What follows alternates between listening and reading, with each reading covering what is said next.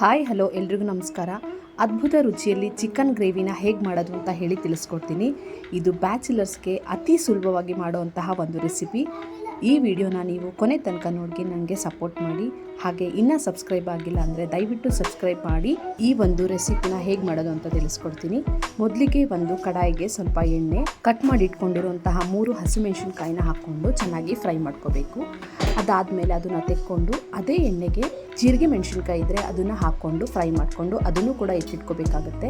ಅಕಸ್ಮಾತು ಜೀರಿಗೆ ಮೆಣಸಿನ್ಕಾಯಿ ಇಲ್ಲ ಅಂತ ಹೇಳಿದ್ರೆ ಹಸಿರು ಮೆಣಸಿನ್ಕಾಯಿನೇ ಇನ್ನೂ ಒಂದನ್ನು ಹಾಕ್ಕೊಂಡು ಫ್ರೈ ಮಾಡಿಕೊಂಡು ತೆಗೆದಿಟ್ಕೋಬಹುದು. ಅದಾದಮೇಲೆ ಚಕ್ಕೆ ಒಂದು 3ರಿಂದ 4 ಪೀಸು, ಲವಂಗ ಒಂದು 4ರಿಂದ 5 ಪೀಸು, ಏಲಕ್ಕಿ 2, ಗಸಗಸೆ ಸ್ವಲ್ಪ, ಹಾಗೆ 5 ಗೋಡಂಬಿ ಇಷ್ಟನ್ನು ಹಾಕ್ಕೊಂಡು ಫ್ರೈ ಮಾಡಿಕೊಂಡು ಅದು ಅರ್ಧ ಫ್ರೈ ಆದಮೇಲೆ ಕಟ್ ಮಾಡಿ ಇಟ್ಕೊಂಡಿರುವಂತಹ 2 ಈರುಳ್ಳಿನ ಹಾಕ್ಕೊಂಡು ಫ್ರೈ ಮಾಡ್ಕೋಬೇಕು. ಈರುಳ್ಳಿನ ಫ್ರೈ ಮಾಡ್ಕೊಂಡ್ಮೇಲೆ ಅದಕ್ಕೆ ಶುಂಠಿ ಬೆಳ್ಳುಳ್ಳಿ ಪೇಸ್ಟು 1 ಸ್ಪೂನ್ನ ಹಾಕ್ಕೊಂಡು ಅದನ್ನು ಕೂಡ ಫ್ರೈ ಮಾಡ್ಕೋಬೇಕಾಗುತ್ತೆ.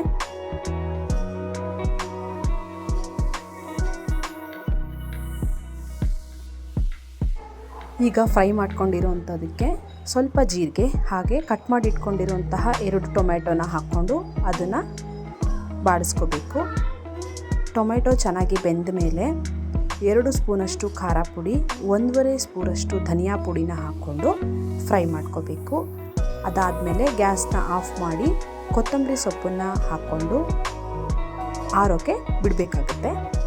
ಈಗ ಇನ್ನೊಂದು ಕಡಾಯಿಗೆ ಸ್ವಲ್ಪ ಎಣ್ಣೆ ಹಾಕ್ಕೊಂಡು ಬಿರಿಯಾನಿ ಎಲೆ, ಪಲಾವ್ ಎಲೆ ಅಂತ ಹೇಳ್ತಾರೆ, ಇಂಗ್ಲೀಷ್ನಲ್ಲಿ ಸ್ಕ್ರೀವ್ ಪೈನ್ ಲೀಫ್ ಅಂತ ಹೇಳ್ತಾರೆ, ಇದನ್ನ ಹಾಕಿದ್ರೆ ತುಂಬ ಚೆನ್ನಾಗಿರುತ್ತೆ ಫ್ಲೇವರು.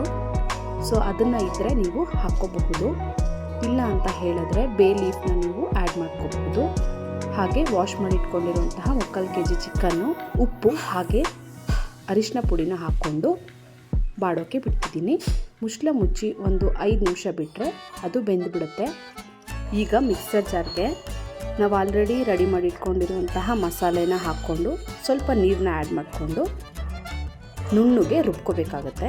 ಇದಕ್ಕೆ ತುಂಬಾ ನೀರನ್ನ ಆ್ಯಡ್ ಮಾಡೋದು ಬೇಡ, ಸ್ವಲ್ಪ ನೀರನ್ನ ಆ್ಯಡ್ ಮಾಡಿಕೊಂಡ್ರೆ ಸಾಕು. ನೋಡ್ತಿರ್ಬೋದು ಚಿಕನ್ನು ಅರ್ಧ ಬೆಂದಿದೆ. ಈಗ ಇದಕ್ಕೆ ರುಬ್ಬಿಟ್ಕೊಂಡಿರುವಂತಹ ಮಿಶ್ರಣನ ಹಾಕಿ ನಿಮಗೆ ಎಷ್ಟು ಬೇಕೋ ಅಷ್ಟು ನೀರನ್ನು ಇದಕ್ಕೆ ಆ್ಯಡ್ ಮಾಡ್ಕೋಬೇಕಾಗುತ್ತೆ. ಕನ್ಸಿಸ್ಟೆನ್ಸಿ ನೋಡಿಕೊಂಡು ನೀರನ್ನ ಆ್ಯಡ್ ಮಾಡಿಕೊಂಡು ಮುಚ್ಚಳನ ಮುಚ್ಚಿ ಒಂದು 5ರಿಂದ 8 ನಿಮಿಷ ಬೇಯಿಸಿದ್ರೆ ಚಿಕನ್ ಗ್ರೇವಿ ರೆಡಿಯಾಗುತ್ತೆ. ಇದನ್ನು ನೀವು ನಿಮ್ಮಿಷ್ಟದ ಕಾಂಬಿನೇಷನ್ ಜೊತೆಗೆ ಸರ್ವ್ ಮಾಡ್ಕೋಬೋದು. ರೊಟ್ಟಿ, ಚಪಾತಿ, ದೋಸೆ, ಪರಾಟ, ಮುದ್ದೆ, ಅನ್ನ ಎಲ್ಲದಕ್ಕೂ ತುಂಬಾ ಚೆನ್ನಾಗಿರುತ್ತೆ. ಒಂದೊಳ್ಳೆ ಕಾಂಬಿನೇಷನ್ ಅಂತ ಹೇಳಬಹುದು. ಇದಕ್ಕೆ ಈಗ ಮೇಲ್ಗಡೆ ಕೊತ್ತಂಬರಿ ಸೊಪ್ಪನ್ನ ಆ್ಯಡ್ ಮಾಡ್ಕೊತಾ ಇದ್ದೀವಿ. ಇದೊಂದು ಸೂಪರ್ ಆದಂತಹ ಬ್ಯಾಚುಲರ್ ರೆಸಿಪಿ. ಈ ರೆಸಿಪಿನ ಹೇಳ್ಕೊಟ್ಟಿದ್ದು ನನ್ನ ಬ್ಯಾಚುಲರ್ ಕಸಿನ್. ಸೊ ಈ ಒಂದು ರೆಸಿಪಿಯ ಕ್ರೆಡಿಟ್ ಹೋಗಬೇಕಾಗಿರೋದು ಅವನಿಗೇನೆ.